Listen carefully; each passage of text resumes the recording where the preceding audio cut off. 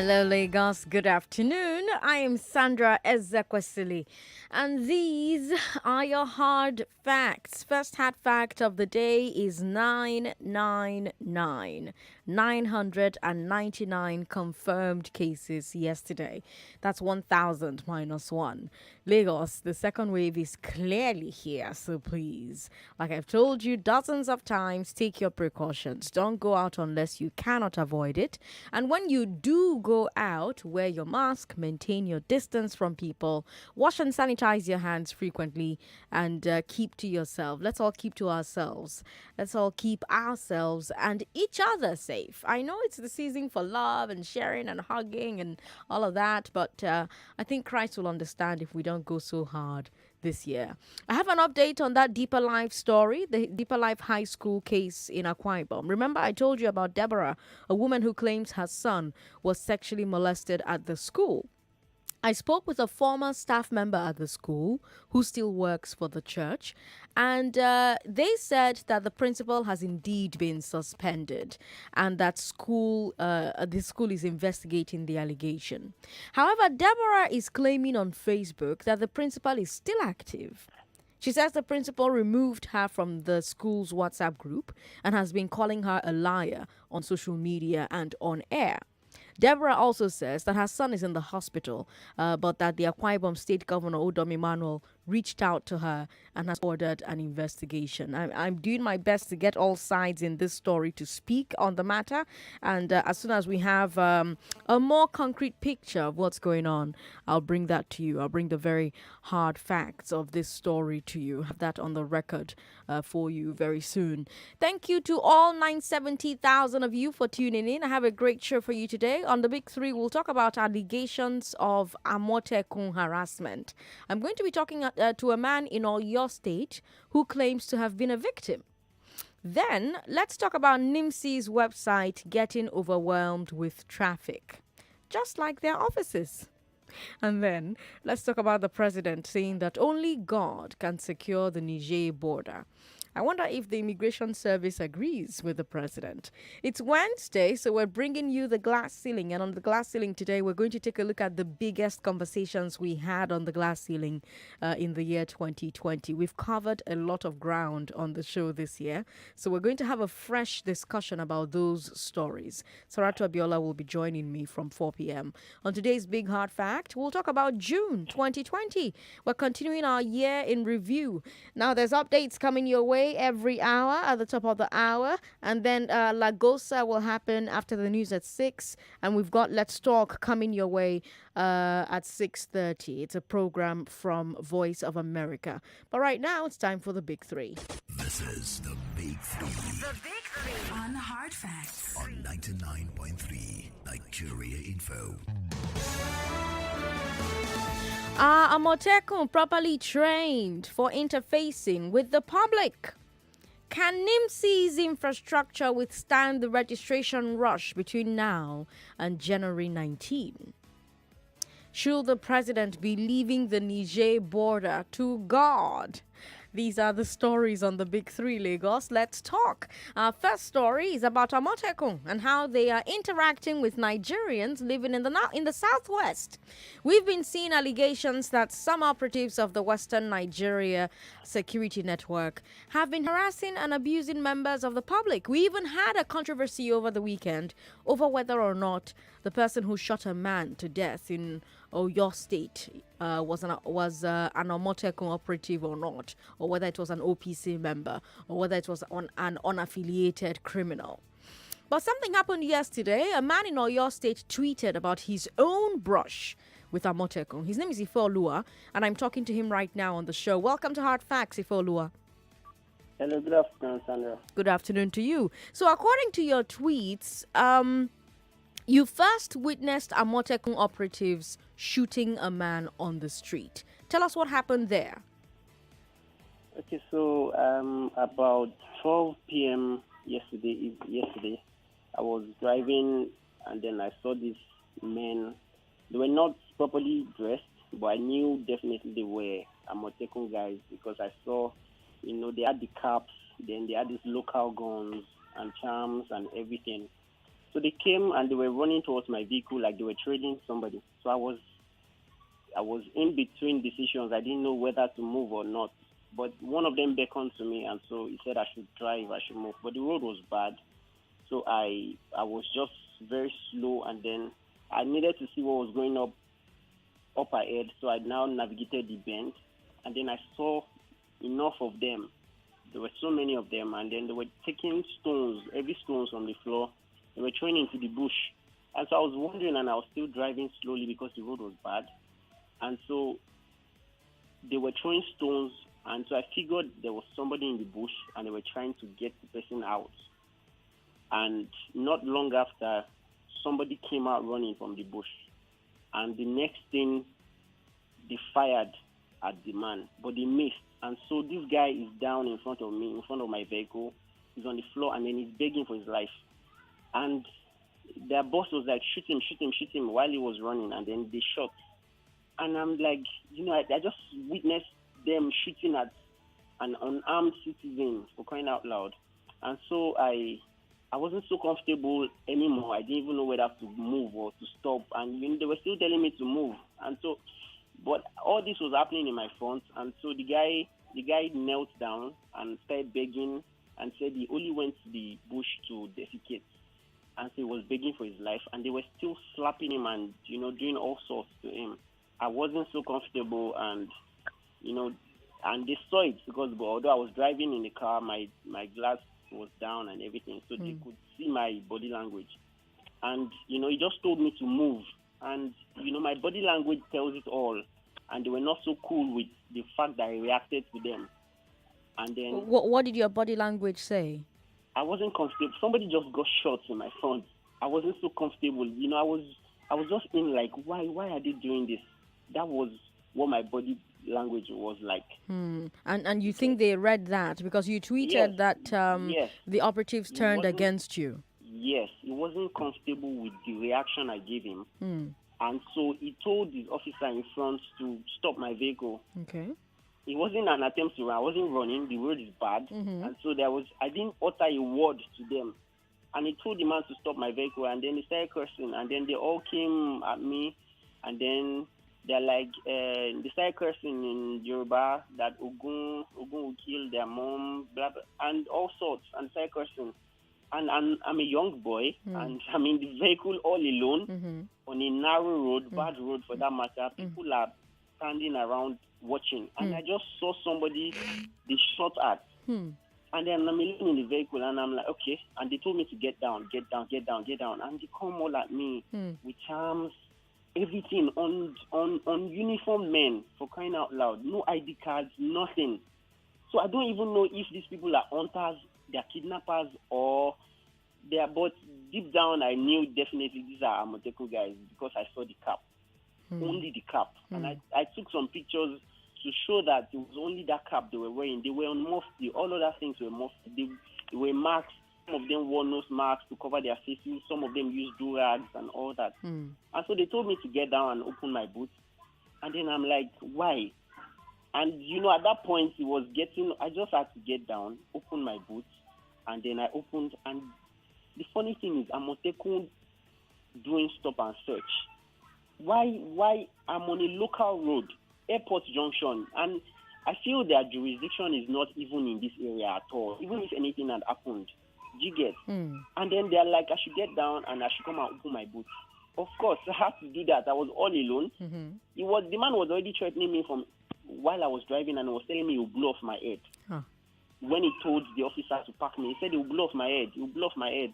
And so I parked, and then I got down. I opened my boots, and then they saw my gadgets. I'm a photographer, and they saw all my gadgets in my boots. And they told me to open each of my bags one by one. I had tripod stands.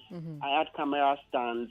I don't know, maybe that looks like weapons to them or guns, or I don't know. Okay. But I had to open all of that to them one by one. And then I was still trying to explain to these men that the road is bad and that I'm trying to slowly navigate because I can't just drive by quickly.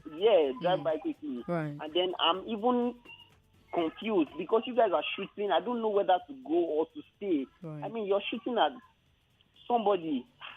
And the whole thing, and they were shutting me up. I should just shut up. I should shut up. And then they made some statements like they are not the police. They will not take bribe. They will not do this, but they can waste anybody. And I'm like, are you kidding? These are the people that were asking to protect us, and they are coming to harass us. But it was not so pleasant a scene for me, because at that point, no. I just wanted to go home. So how did you get out of that situation? I'm glad you're okay. I'm glad you're here to tell me the story. How did you get out of it? How did you get home? I showed them my bags and everything, and they saw. I showed them my cameras, and they could read it, so they figured out I was a photographer. And funny thing is, I was coming from church. I was coming from a service. Okay. And so I told them, I said, I'm coming from service. My people are still far behind me, but I left quite early because I have a job to go and do. Right. And, they just started raining curses on me, cursing, swear words, and told me to get in my car and run off. I had to do that too. I had to run off. Now, you live in Oyo. How often do you hear about these types of encounters with Amotekun? Because from your story, you saw one man be harassed and then yourself, because you were a witness, more or less. How often do you hear about these types of encounters with Amotekun? Funny enough, this is my first time encountering these people in town like this. I only hear about them maybe at borders, at stuff. I know they are somewhere in the bush, but I've never encountered them in town. You get, like where in the neighborhood where people are. So it was but when I tweeted, I now saw feedback from people, and then I went to read more, and then I realized that lately, in the past few weeks, it has been hell for people. Because this same thing, they have been harassing people everywhere. I see. Everywhere, yes. So I think this power that has been accorded to them is just too much. In your interaction with them, what was your assessment of the caliber of the Amotekun operatives? Thank you. I feel that you don't give power to illiterates. These people are uneducated. You don't give arms, you don't give ammunition to this kind of people. They have no human interaction whatsoever. They feel like they are better than you because they have those guns in their hands and they can do anything. I didn't utter a word. I didn't say anything to them. And you are here threatening to blow off my head because of my body language. I mean, the man that went to defecate, he wasn't armed. You have not tried him. He has not been sentenced, but you shot at him. So I mean, these people have no rule of engagement whatsoever. They are not prepared. Well, they do have rules of engagement. Their rules of engagement include not being in urban areas. They're supposed to be in bushes and unoccupied spaces, tracking bandits and tracking kidnappers and so on. Alake, I don't know if Alake Airport is a federal or state, but this is airport, inside airport estate, for crying out loud. I want investigations, because I know that person that they shot at is still alive. And I know the other guy, they took his phone. They were I didn't tell you about that one. They were searching somebody else's phone. They said he was trailing them. They should check his last dialed. I mean, how did we get here? Amotekun officers. How? I feel. I'm listening, Sandra. You wanted to say something? Go ahead, say it. Yeah, I feel that their job description is not well known to them, or is not well explained to them. So, all right. Ifeoluwa, thank you so much for sharing your time with us, and thank you for telling me your story. And I'm glad that you're safe. Please stay safe for the rest of the holidays. Thank you so much, Sandra. Happy holidays, Lagos. You've heard from Ifeoluwa. I want to hear from you now, and I want to hear from you very quickly. Do you think the Southwest governments have handled Amotekun recruitment properly? Do you think the scope of work for Amotekun has been made clear? What types of monitoring mechanisms should be put on ground to keep the operatives in line? Because remember, over the weekend, there was controversy over whether or not the person who shot a man to death in Oyo State was an Amotekun operative or an OPC member or an unaffiliated criminal. You had everybody denying everybody with that story. But this young man, Ifeoluwa, is telling us that he was a victim of harassment, allegedly by Amotekun. He also saw them allegedly harass a man who allegedly went into the bush to allegedly poop, and they also allegedly harassed a man who they believed was trailing them. They allegedly searched his phone to find out who he allegedly called before they caught him. So there seems to be a lot of high-handedness going on with this story, but now from clap now in dance they start, abi. So if we can check this thing now, it doesn't get out of hand. But do you think the Southwest governments have handled recruitment properly? Do you think the scope of work for Amotekun has been made clear? Do you think that there are monitoring mechanisms that should be put in place, put on ground to keep the operatives in line? 0700 993 993 993 0700 993 993 993. We're still going to talk about NIMSI in our second story, as well as the president leaving the Niger border to God. But in the meantime, Peter is here. Peter is in Idiroko. Hello, welcome. Good afternoon, Sandra. Good afternoon. You've got 1 minute, 30 seconds. Go ahead. Okay. I know this was going to happen. I knew it was going to happen and it's about to happen. It's not the beginning. That is, they are going to happen even with the police and the army. That is just too small. So the people are very hungry. The job is not specified. That's what they are doing. If they were told exactly what they are to do, I don't think this kind of thing will happen. So it is just the beginning. If they are not called to attention, it will be worse. Thank you. Peter, thank you for calling us. Everybody gets 1 minute, 30 seconds because I want to take as many calls as possible on today's show. 0700 993 993 993. Hello, thanks for calling us. Yeah, good afternoon, Sandra. Good afternoon, sir. Welcome. Yeah, my name is Patrick. Patrick, welcome, Patrick. You've got 1 minute, 30 seconds. Yeah, you see, as per what the last caller said, this is just the beginning. Oh, wow. I think that's what people are looking for. State police, street police, this and that, Amotekun. This is the beginning. Thank you. All right. Job or Jobo is in Orile. Is that your name? How do you say your name, sir? Can I come on? Yes, you're Hello? live now. You're talking to Sandra. What's your name, sir? Good afternoon, please. How are you doing? I'm very well. Welcome. Go ahead. Yeah. Like the man you got said, the young man you got said an interview from Ibadan. I said when you leave an affair to illiterates, they won't be able to manage it well. And that is exactly that is happening to the state called Nigeria. Thank you. All right. Jobo says that's exactly what's happening to Nigeria. Tony is in Agege today. Hello, Tony. Yeah, good afternoon. Good afternoon. Thanks for calling. All right. Before my conversation, I would like to put a question before the listeners. Okay. I think it was being contemplated the other time as regards whether or not the Amotekun will bear arms. Has it actually been decided? Yes, they allowed them to bear arms, yes. All right. Amotekun is a product of Nigeria, isn't it? Mm-hmm. And so it is expected of everybody to be well aware that what we are experiencing by the Nigerian police and the Nigerian army and all the arm-bearing officers are expected to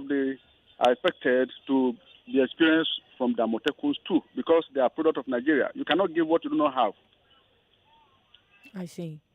And secondly, if actually these guys are to bear arms, then the Western Nigerian ought to have actually put them through as regard what should happen before they do the firing, because the story of the other guy I just had now is just horrifying. Mm-hmm.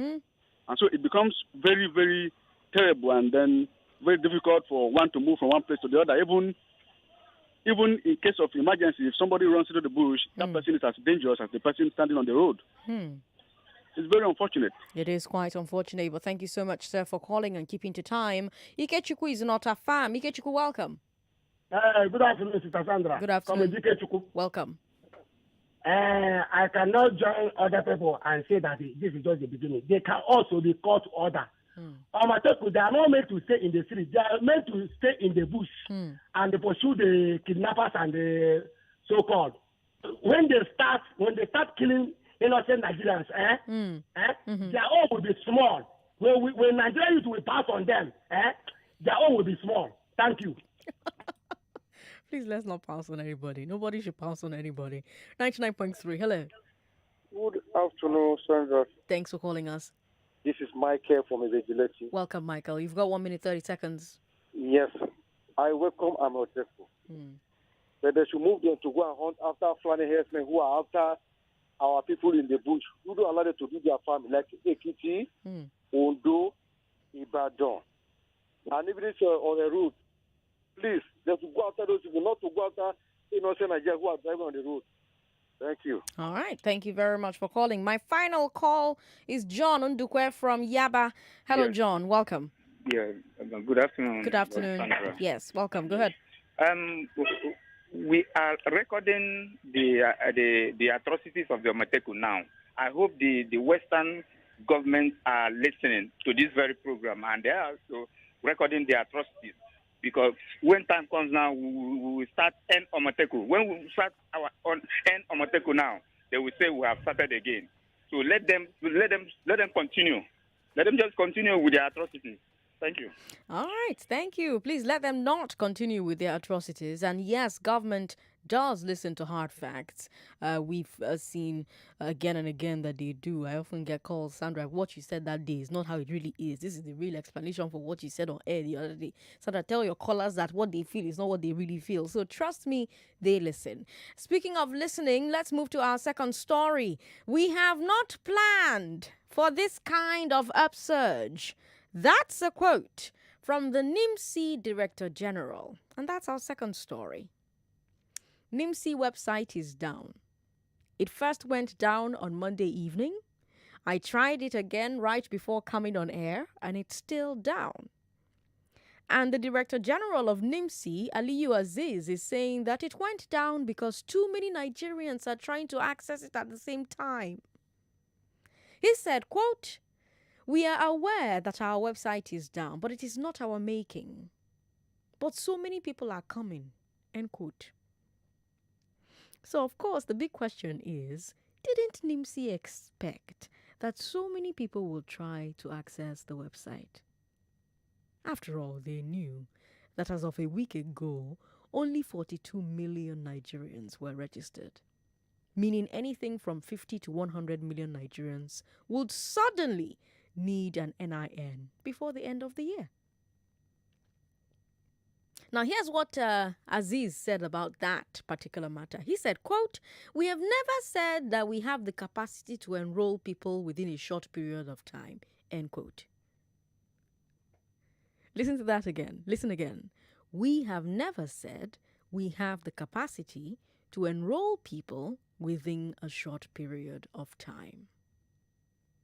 And he also said, quote, "The centers we have are very small compared to what we need," end quote.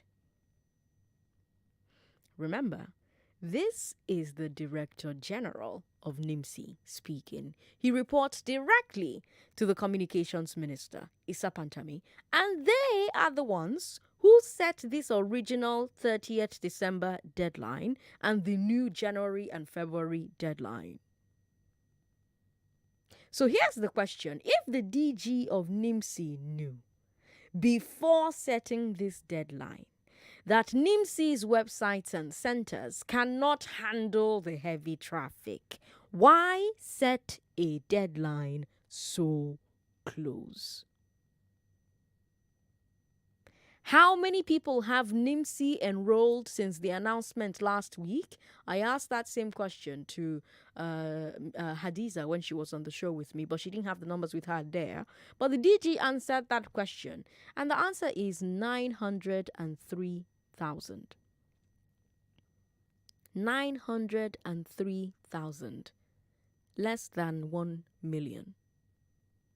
According to Aziz himself.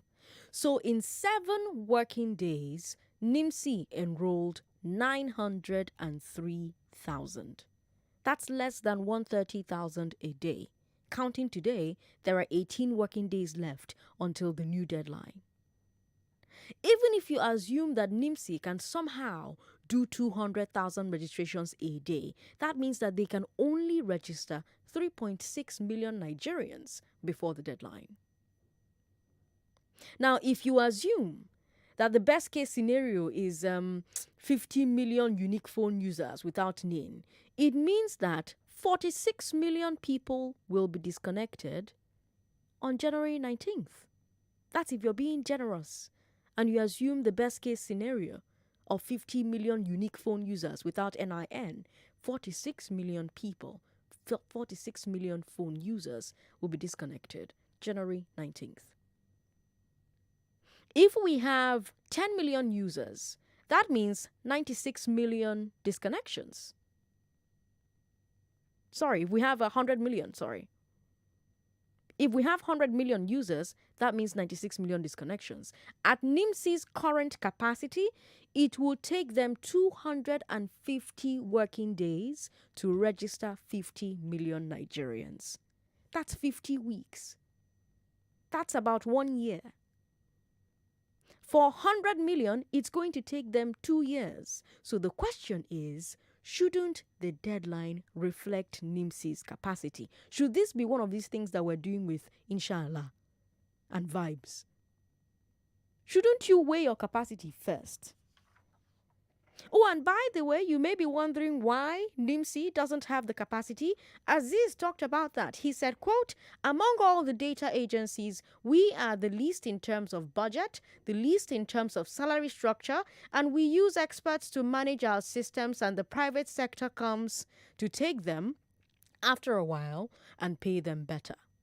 We have never said we have the capacity to enroll people within a short period of time. This is because of the standard. A center is just for 50,000 persons. So minimum we need 4,000 centers for 200 million people. End quote. So again, the DG of NIMSI, Aliyu Aziz, telling you why NIMSI cannot meet the deadline. Not enough offices, not enough staff, not enough budget, and they cannot retain the best hands. Lagos, should you be disconnected en masse in January when NIMSI is saying that it doesn't have the capacity to register all of you? What do you think about the NIMSI DG listing all these capacity problems? What do you think about this deadline being set in spite of government knowing that NIMSI cannot process all Nigerians in time? Not even 8% of Nigerians can be processed in time. 0700-993-993-993 0700 993-993-993. If you just joined the show, you're listening to Hard Facts on 99.3 Nigeria Info. I'm Sandra Ezekwesili, and we bring you 3 of the biggest stories of the day every day between 3 and 4. If it's a Wednesday like today, we're going to switch gears and talk about all the different barriers that women face on the glass ceiling between 3 and 4. Don't miss it. 5 o'clock, we'll take a look back at the year 2020, continuing with the month of June. Yesterday we did May. Today we're going to do June. Ambrose is on the line. He's in Moe. Ambrose, welcome. Yeah, good afternoon. You've got 1 minute, 30 seconds. Thank you. I think this issue has come up before. You got more than 900 and whatever million listeners, please. I don't think that survey is actually correct. You have more than that. I wonder why we have to government have to involve themselves in, bite more than they can chew. I expect that all this while they should have been able to visit schools, banks, offices and all of that to register people so that all of this won't be there. We're talking of a pandemic now that is, they say, is a mutated one and all of that, and then we are also seeing rush here and there. Why is it that the same government who are, talking of lockdown are still the ones now that are encouraging people, crowd here and there? I think we need to wake up from our slumber in this country. Government has shown that they are quite irresponsible when it comes to all of this, and they just unnecessarily, trouble Nigerians, shake Nigerians, bother Nigerians, and at the end of the day, nothing comes out of it. Even after all this, you still go to phone stations, to register your SIM, and you can imagine what we go through, Sandra. They will scrutinize you, screen you, and all of that. What a nation. Ambrose, thanks for calling us. Remy is in Akoka. Remy, you've got 1 minute, 30 seconds. How are you doing, Sandra? Good. Yeah. On the issue of names, is it my fault that they were understaffed? Is it our fault probably they didn't pay properly? Is it our fault they don't have the capacity to carry out what they claimed they want to do in a period of 2 weeks? It's lack of planning. Like the first caller said, when you have illiterate at the end of affairs, expect things like this, and it's cut across. On the issue of Amotekun, I think a certain monarch in Ondo State was attacked or killed a few weeks ago. And I think Amotekun were the outfits who arrested the perpetrators, if I'm not mistaken. So people saying Amotekun is probably wrong and all that. I think, fine, we can't get it as in perfect just within the time created. Even America, despite having all the years, still have issues with their police. So I think our governors need to work on the outfits, those who they are recruiting, then the modus operandi and the likes. I understand people's plight over the way they said, what's it called? The way they interact with them and all that. I think the governors need to work on the... Sorry about that, Remy. Call back if you can. Sam is in Moe. Hello, Sam. Hello, how are you? I'm fine. Welcome. Sandra. You've got 1 minute, 30 seconds. Sandra, we need people like you in offices, not on the radio. Oh, God. Anytime I listen to you, my head, I'll be cracking my head. Where are these people where we are looking for policy makers? See the way every issue you dissect it, you analyze it, look for the problems, the pros and cons, and the proposed solutions. Why are the people, Nigerians, putting the horse before the cart? What are we supposed to do as a government? When if all these issues are known, why are you setting the deadline for Nigeria in this era of pandemic? It's so sad, Sandra. I don't know. I don't know whether that thinking faculty is not in our people working in our offices. Please, they should let us be. This thing should be extended for a year. 2, actually, if you go by the data. But thanks for calling us, Sam. Joy is in Chevron today. Hello, Joy. Hi, Sandra. Thanks for calling. Call on your show. Fantastic. Why are you calling us today? What story? Just wanted to chip in a little bit on the NIM conversation. Just a quick experience in case it helps anyone. Yes, please. So my company got the NIM officials to our office and they registered everyone. However, that was at the early stages when NIM was announced. So Nigerians need to also try to do things on time instead of when a deadline is given to them.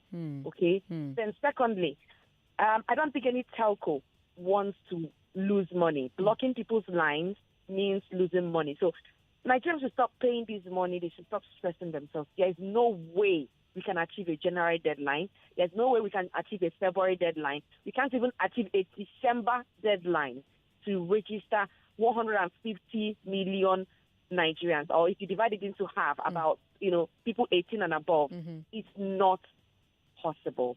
So people need to stop stressing themselves. If you don't need to do it yet, take your time. You will register. No telco will cook your line. I tell you for free because none of them will like to lose money. That's right. For something that is not your fault and for something that is not their fault. It is government that says we need this number. And now this number is here. No problem. We will all register. But you can't put people's life in danger. And you can't put your own life in danger paying 20,000 or 30,000 to get what?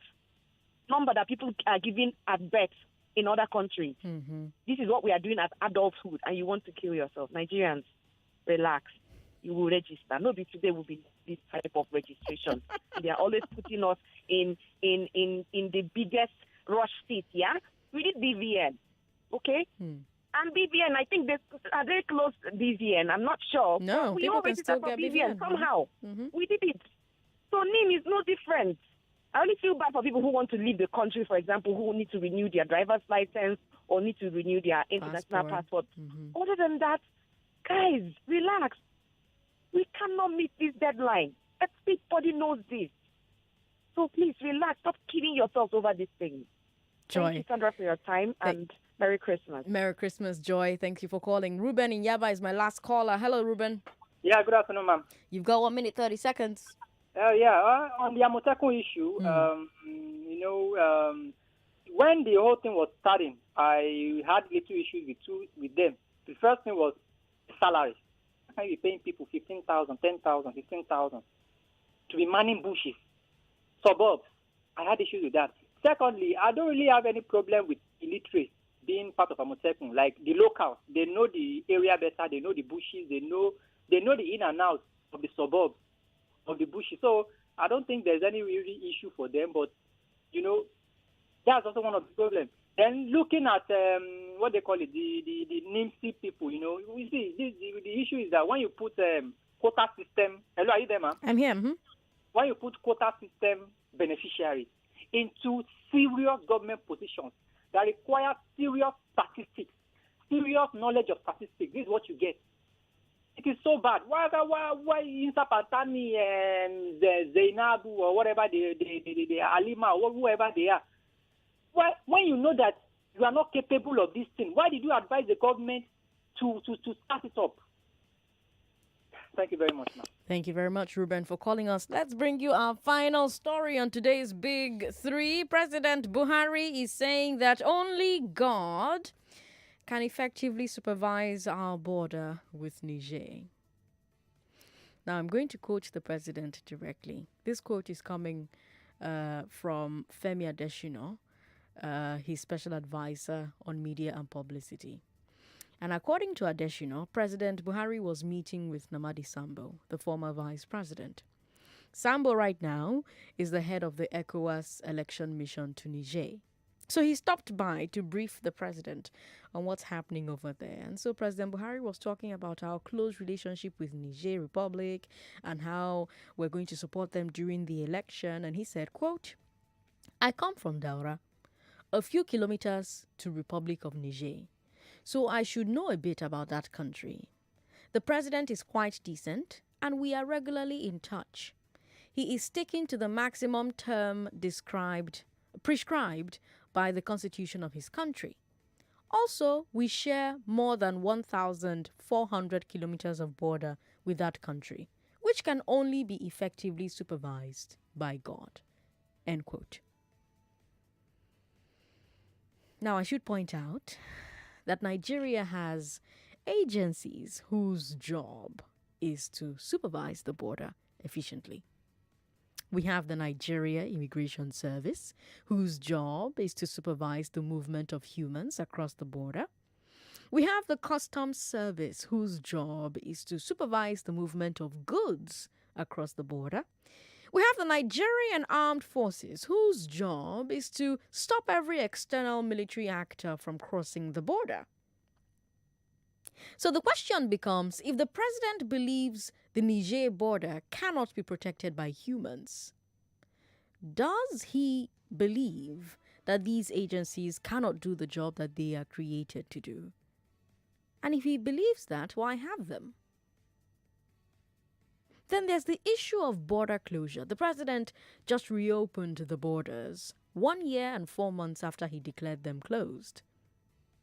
But if the president is now saying that he doesn't think we can supervise the Niger border, does this mean that the president believes the border closure could never work? At least on the Niger side? And if so, should the president have kept the policy on for so long? Can the president call that policy a success? After all, how do you close a border that only God can supervise? And then there's the question of whether it is true or whether it should be true in 2020 that there's a land border anywhere that only God can supervise. Anywhere at all in the world that we believe can only be supervised by God. The Niger border is 1,400 kilometers long. Let me tell you about the so-called inner German border. That was the border between East and West Germany during the Cold War. Have you heard about it? It was 1,393 kilometers long, so just 7 kilometers shorter than our Niger border, right? But it was considered the second most secure border at the time, after the DMZ between the two Koreas. How did East Germans secure the border? Well, it was not God that did it. They had multiple layers of barriers. First of all, they had a restricted zone about 5 kilometers wide. So you needed special permission to get within 5 kilometers of the border at any point. The authorities cleared that entire area of bush and forest. Now, that's not even a problem along Niger border because of desertification. Now, after the restricted zone, the Germans had a fence called a signal fence, and it ran the entire border length. If anyone caught the barbed wire at the top of the fence, it triggered an alarm. Beyond the signal fence, there was another protected zone that was almost 1 kilometer wide, and they lined it with watchtowers. One watchtower for every 2 kilometers along the border, 700 watchtowers. And then at the borderline itself, they had more walls and fences. So at least for the East Germans, there was a way to supervise a 1,400-kilometer border without God. Now, of course, nobody is advocating doing what the East Germans did, right? But the question is, does it prove that there are ways to secure any border if there is a will to do so? 0700-993-993-993. Tell me what you think of the president's comments that the Niger border is beyond supervision. Is it really beyond supervision? Or do you think Nigeria's authorities have simply not done enough to supervise it? How do you view the president's words in light of the border closure policy? Yes, you can still talk about our second story, where I'm asking if you think Nigerians should be disconnected en masse in January, when NIMC is saying that it doesn't have the capacity to register all of them.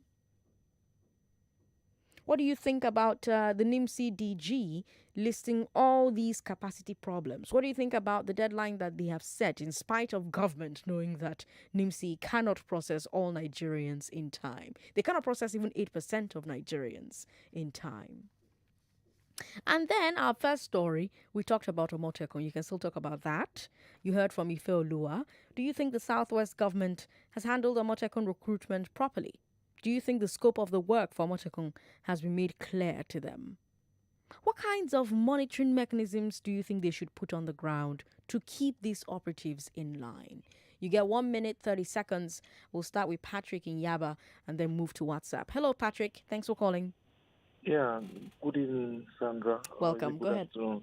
Yeah, I want to talk about the issue of the border between Nigeria and Niger. Do you agree with the president? Yeah, definitely I do. The reason why I agree is the fact that I've been traveling to some parts of the north, like Sokoto State.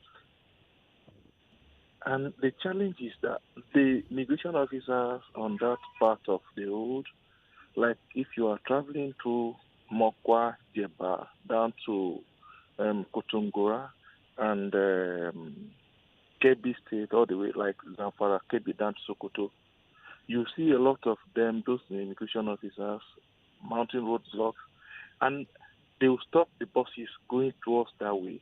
But do you know what they do? When they stop the buses, they will tell all the passengers in the bus to step down from the bus. Then they will come checking, like, what is your, what we call this, immunization mark. Nigeria immunization is on the shoulders. But those from Niger, theirs is somewhere different. So when they get hold of you and then you are not from Nigeria, they will tell you to go and bring 40,000 naira. And they have the drivers from that part that comes to Lagos to pick people. Like if you go to Edo Park now, you get to one of their transport companies. They know where these immigration officers are. So when they get to their bus stops, they will tell tell them the number of foreigners that are in the vehicle. Now, if you agree with the president that the border cannot be protected, how do you then explain the president saying that the border closure was successful for the last year and 4 months? See, it is not effective, except for this part of the world, like in the southern part. But for the northern side, it is not effective because these guys are always there, and the only thing that they do there is to get the money from these guys and let them go.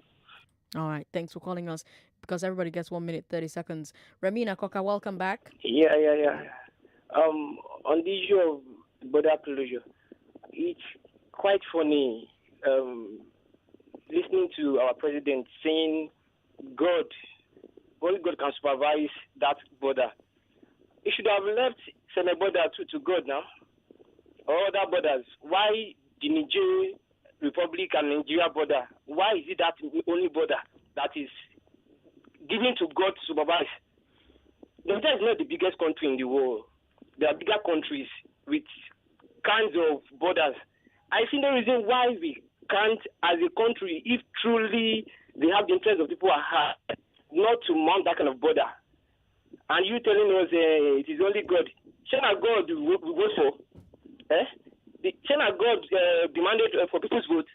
Why telling us we should leave it to God? Remy, thanks for calling us. We've got Ayodele Olurotimi on WhatsApp, who says, NIMC management should cover their eye in shame for making mockery of Nigerians and the NIMC they represent. All right. Thanks for calling us, for messaging us. Sandra, your analysis now fire. Well done, babe. They will the will to protect the border is not there. All right. That's a message from Sunny in Apapa. Sunny, thanks for your message. The president is wrong with that statement. Ikpe Akai from Ikorodu says, because he knows that our men can do that. What they need is proper equipment. Aurora from Ayobo says, going by what the president said about our border, I will not be surprised seeing God in customs uniform. This is a good development because at least it will justify the money that customs officers receive. Actually, everything in the north has always been in the hands of God. All right. Thanks for your message. Prince from Ibejuleki says, the president's submission has vindicated some of us that called into your show to inform you that the Niger-Nigerian border was never closed. So those that refuted our claims should bury their heads in shame. All right, Prince. We've got Caleb Jacob who says, Sandra, how about minors who already have phones, which of course have SIM cards? Remember, they need their BVN to register for NIN. What if they do not have bank accounts? How do they go about it? That's a good question. I'm going to have to get NIMSI back into the studio so that they can answer a lot of these questions that you have. Let's see, Sandra, I got my NIN through NIMSI in 2016. I have the tracking number as well as the NIN on both slips. Well, when I dial the code to verify, I was told my data doesn't exist. Well, that code is typically linked to your BVN. So if you have a BVN, that's when that code will come up because the code is linked to the number with which you registered your BVN, which sometimes incidentally is registered to your NIN. Now, if you don't, if you haven't registered for an NIN, there was a time that NIMSI issued NINs automatically to people who have BVNs. So if you have a BVN, you automatically have a number, but you still need to go and capture. You still need to go and take your pictures and enroll your fingerprints and all of that. So you need to be sure which one your problem is. But if you have your number and you have your slip and all of that, and you don't have a BVN, that's probably why when you dial that code, it cannot find your data. Sandra, good afternoon. That's what some of us were complaining about state police. Anyone in Nigeria that wears uniform, be it vigilante, he or she will abuse power. So I'm afraid that if we insist on state police, politicians will use them to torture us. Let's be wise. Okay, let's take a look at more comments. PMB is saying that only God can protect us and our borders. Didn't he know that before he called on GEJ to resign when he said security had failed? He should have told us that when he was campaigning to come to power. It's simple. Shame and failure are the obvious signs of game in their hands. All the promises made are ending in excuses. Please, whoever did this to us, have mercy. That's a message from Steve Ofere. Steve Ofere is on WhatsApp.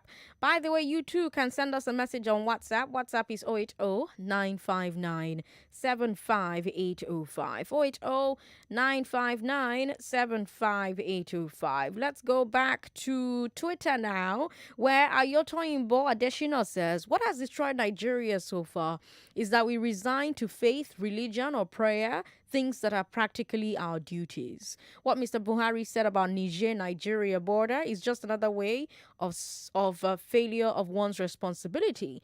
God is now our paid army. That's a question from Ayanto Yibo Adeshino. Sunday Chinedu says the president's words on God being able to secure the Niger border only is disturbing. It's an admission of lack of ability and capacity by the president to lead our country. The border can be secured firmly by using towers fitted with high-resolution camera with night vision or heat sensors. Sunday Chinedu sent that message. We've got Ajayi. Okay, that's not a message for us. Let's see other messages targeted at us. Shehu Kazim says, NIMSI giving a deadline on what they don't have capacity to handle reminds me of the same policy behind the border closure. Our government and its agencies make policies and hope that these policies work themselves out. Chooks Uzoelue says, these excuses of NIMSI are the reasons people don't take government officials serious. We lack planning capacity. Why not contract this to the private sector and extend the deadline? If my network disconnects me by January for no fault of mine, I will give them problem. Nonsense. Additional sent us another message on Twitter and says that Amotekun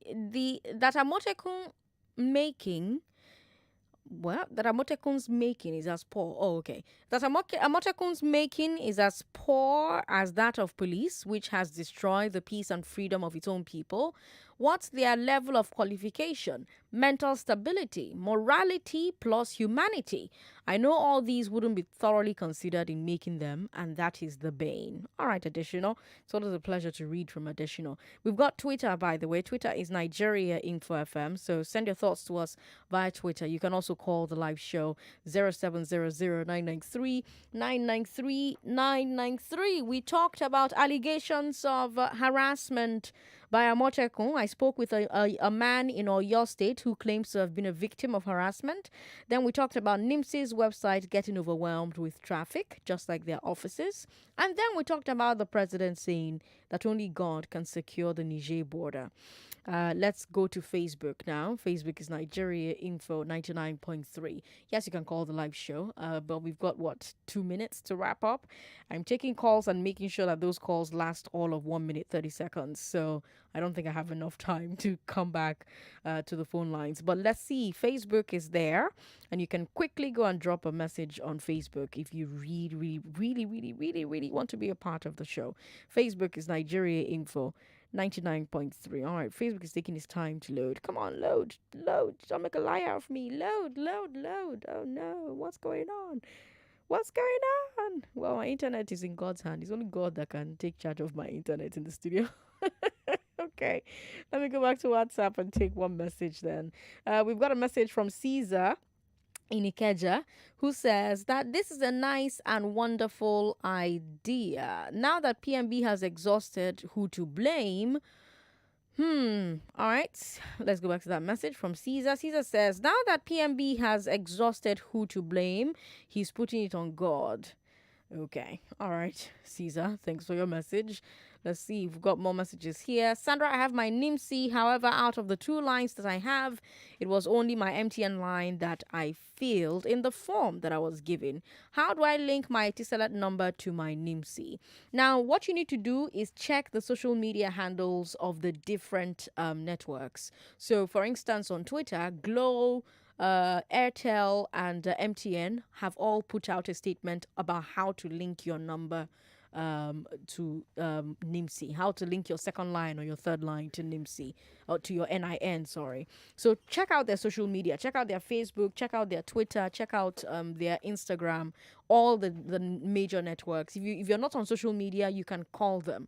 All right, I will try and get that information so that I'll pass it across to you as well. But it's on their Twitter, it's on their Facebook, and I'm sure it's on their Instagram as well. That should bring you business news, and then switch gears to glass ceiling. I'm Sandra Ezekwesili. From all of us here at 99.3 Nigeria Info, have a